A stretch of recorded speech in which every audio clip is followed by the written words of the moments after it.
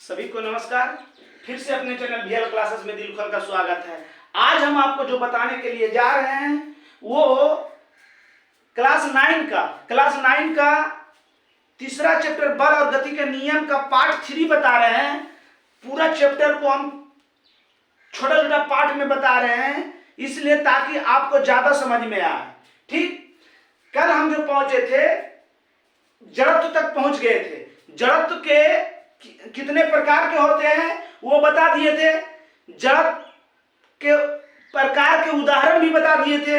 आज हम आपको जो बताने के लिए जा रहे हैं न्यूटन का प्रथम गति नियम। 10th तक न्यूटन भौतिकी के पिता न्यूटन का बहुत बड़ा योगदान है। आगे चल के उनका कुछ थ्योरी को कुछ वैज्ञानिक के गलत साबित किया, मगर 9 तक वो बाबा है न्यूटन साहब ने, समझ गए। तो न्यूटन के प्रथम गति नियम, गति का नियम जो इससे पहले न्यूटन जी से पहले इटली के महान वैज्ञानिक गैलीलियो ने दिए थे। गति का नियम न्यूटन साहब से पहले गति के बारे में हमको गैलीलियो साहब इटली के जो थे, कहाँ के थे वैज्ञानिक, इटली के वैज्ञानिक थे, उसने दिए। उनके मृत्यु के बाद अंग्रेजी वैज्ञानिक न्यूटन ने, अंग्रेजी वैज्ञानिक कहो तो इंग्लैंड के वैज्ञानिक, न्यूटन जो थे कहाँ के वैज्ञानिक थे, इंग्लैंड के वैज्ञानिक।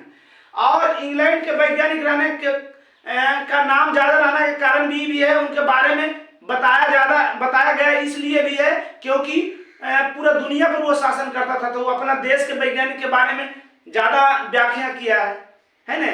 हमारे देश में भी बड़े बड़े वैज्ञानिक है, इनका व्याख्या करने वाला कोई था ही नहीं, इसलिए इनका व्याख्या नहीं कर पाया। तो इंग्लैंड के वैज्ञानिक न्यूटन 1686 में एक पुस्तक लिखी। उस पुस्तक का नाम था द प्रिंस। क्या था नाम था? प्रिंसिपिया। उन्होंने इस पुस्तक में गति के 3 नियम बतलाया, प्रथम, द्वितीय और तृतीय गति का नियम। प्रथम, द्वितीय, तृतीय गति का नियम। प्रथम नियम, न्यूटन का प्रथम नियम कहता है कि कोई वस्तु विराम में है तो विराम में ही रहेगा, कोई वस्तु अगर गति में है गति में ही रहेगा जब तक उस पर कोई बाहरी बल ना लगे। जब कोई वस्तु गति या विराम अवस्था में रहता है तो वह उसी अवस्था में रहना चाहता है जब तक कि उस पर कोई बाहरी बल लगकर उसकी अवस्था में परिवर्तन ना ला देता है। यहाँ पर एक चीज और भी इस पॉइंट पर हम चर्चा कर रहे हैं।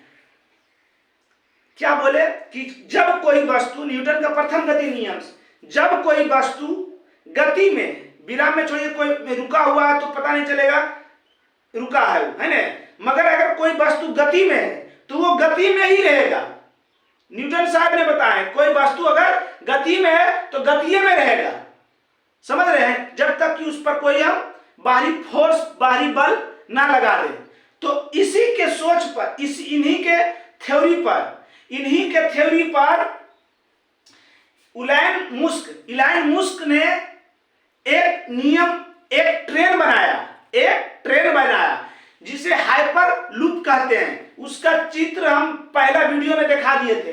हाइपर लूप बनाया, वो सोचा कि जब ऐसा है तो बहुत तेज चलने वाली ट्रेन बन सकती है ना, जो अभी भारत में उस पर काम चल रहा है। मुंबई और पुणे के बीच सऊदी अरब में बना चुके हैं, उस लगभग 1200 किलोमीटर प्रति घंटा के, जबकि हमारा हवाई जहाज जो है 800 किलोमीटर तक तेज उड़ता, मगर उससे भी बेसी, 600 से दुगना 1200 किलोमीटर प्रति घंटा के हिसाब से चलेगा। क्यों? क्योंकि हम न्यूटन साहब ने बताया था कि कोई वस्तु है, ये वस्तु है तो ये गति में है तो गति में तब तक रहेगा जब तक इस पर हम बाहरी बल ना लगे। अब कोई वस्तु जब गति में है तो उसको रुकने के लिए 3 चीज लगता है। क्या क्या लगता है? 3 चीज लगता है बाबू, घर्षण, हवा और गुरुत्वाकर्षण बल। ये बहुत कम, इस बल का ज्यादा प्रभाव नहीं पड़ता है। ये दोनों मेन है। घर्षण, जैसे हम साइकिल चला रहे हैं तो सड़क और चक्का के बीच में घर्षण बल है ना, उसी के कारण वो जल्दी रुक जाता है। अब घर्षण नहीं रहे और हवा, अब बात के माने जिधर हवा चल रहा है उधर चलाने में तो मजा आएगा, मगर अगर उधर से आएगा तो कितना कष्ट होता है चलाने में कष्ट होता है, मतलब हमको विरोध करता है, रोकता है ना। तो ये दोनों कोई वस्तु गति में है तो उसका विरोध यही दोनों करता है, यही दोनों के कारण वो रुकता है। अगर इन दोनों को हटा देंगे तो वस्तु रुकेगा नहीं, रुकेगा।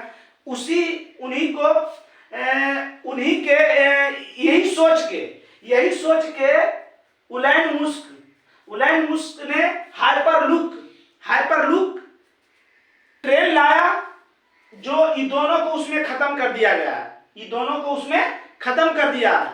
मतलब ना तो घर्षण होगा ना तो हवा उसका विरोध करेगा, तो वो तेज चलेगी। अब तेज चलेगी तो बहुत तेज चलेगी, इसलिए इस हाइपरलूप का जो चाल है 1200 किलोमीटर प्रति घंटा रखा गया। उसमें कुछ नुकसान भी है, ज्यादा फायदा भी, कुछ भी नया टेक्निक आता है तो उसमें कुछ नुकसान भी रहता है, फायदा भी रहता है। बात समझ रहे हैं? उसमें जरी से ज्यादा समस्या रुकने का जो है ना, उसमें जरी से ज्यादा समस्या है, समझ रहे हैं? तो न्यूटन के प्रथम गति नियम के पर सोचकर उलैन मुस्क ने हाइपरलूप लाया कि कोई वस्तु अगर गति में तो गति में रहेगा, जब गति में रहेगा उस पर कोई विरोध नहीं करेगा तो बहुत तेज चलेगा। तेज चल रहा है, वो हम सोचे वो है दुनिया में, वो काम है। हम इसके बारे में सोचे थे अभी 2 महीना पहले, और हम सर्च किए थे मोबाइल पर, तो काम इस पर बहुत दिन से चल रहा है, हम नहीं जानते थे इसके बारे में। समझ गए? तो घर्षण के कारण कोई वस्तु रुकता है, हवा के कारण कोई वस्तु रुकता है। अगर जैसे ये हाइपरलूप है, अब हवा कहाँ नहीं रहेगा, तो एक पाइप बना दिया, निर्वात में हवा रहती है नहीं रहती है, तो एक पाइप बना दिया गया, एक पाइप बनाया। अब पाइप में छोटा छोटा बोगी रहता है, उसमें बड़ा नहीं रहता, छोटा छोटा रहता है। उस पाइप में इस हाइपरलूप को रखा है ना, और पाइप से पूरा निचोड़ के हवा निकाल देता है, तो आदमी कैसे रहेगा ये भी सोचिएगा। तो इसके अंदर, हाइपरलूप के अंदर जीवित रहने के लिए एक ऑक्सीजन दिया, एक ऑक्सीजन लगाया गया, पर इसके अंदर, बाहर में ये पाइप है, इस पाइप में ये सेट रहता है। अब ये सटेगा कैसे नहीं, तो आप चंबुक देखे होंगे, अगर टूट जाती है उसको उल्टा सटता है नहीं सटता, विरोध करता है कि नहीं? मतलब एक साउथ एक नॉर्थ रहता है। अब नॉर्थ सटाइएगा तो कभी नहीं सटेगा, जब भी सटता है तो उल्टा सटता है। तो वही पाइप को नॉर्थ रखा होगा, हाइपरलूप को साउथ रखा, या इसको साउथ रखा, इसको नॉर्थ रखा, तो एक दूसरे कनेक्ट होगा, सटेगा नहीं सटेगा। और जब सटेगा नहीं तो घर्षण नहीं होगा, और घर्षण नहीं होगा तो रुकेगा नहीं। बात समझ गए? तो न्यूटन के प्रथम गति नियम क्या बतलाया है? जब कोई वस्तु गति या विराम अवस्था में रहता है तो वह उसी अवस्था में रहना चाहता है। गति में है तो गति में रहना चाहता है, विराम में तो विराम में रहना चाहता है, जब तक कि उस पर कोई बाहरी बल ना लगे। इसी से न्यूटन के प्रथम गति नियम से जड़त्व की परिभाषा मिलती है।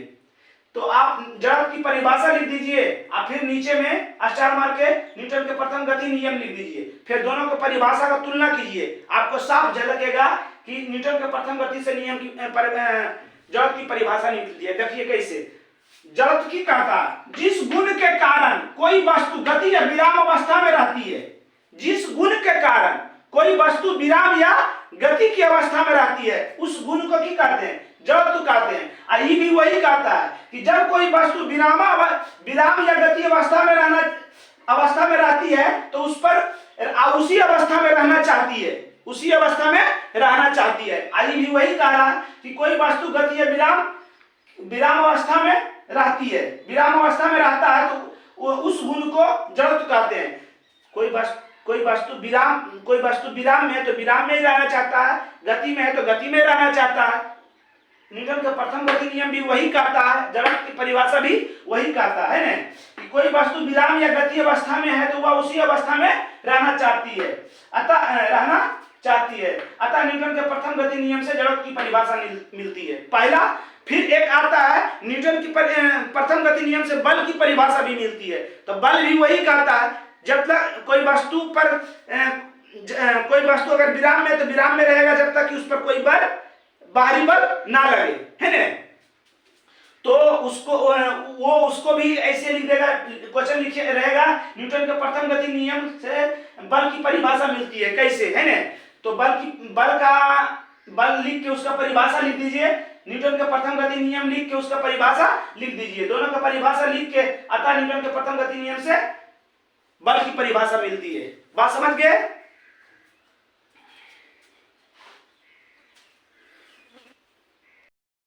चलिए, मतलब प्रथम नियम खत्म हो गया। द्वितीय नियम में जो है बल का व्यंजक प्राप्त होता है, मतलब बल का सूत्र सिद्ध होता है, उसको हम अगला वीडियो में लेकर आएंगे। इसमें एक क्वेश्चन और हम पहले बता दिए कि न्यूटन के प्रथम गति नियम से बल की परिभाषा मिलती है, कैसे लिखिएगा। बल लिख के उसका परिभाषा लिख दीजिएगा। बल की परिभाषा हम पहले ही बता दिए कि कोई वस्तु अगर विराम में है या गति में है, वह उसी अवस्था में मतलब बल वह भौतिक कारण जो किसी वस्तु पर लगकर उसकी अवस्था में परिवर्तन कर देता है।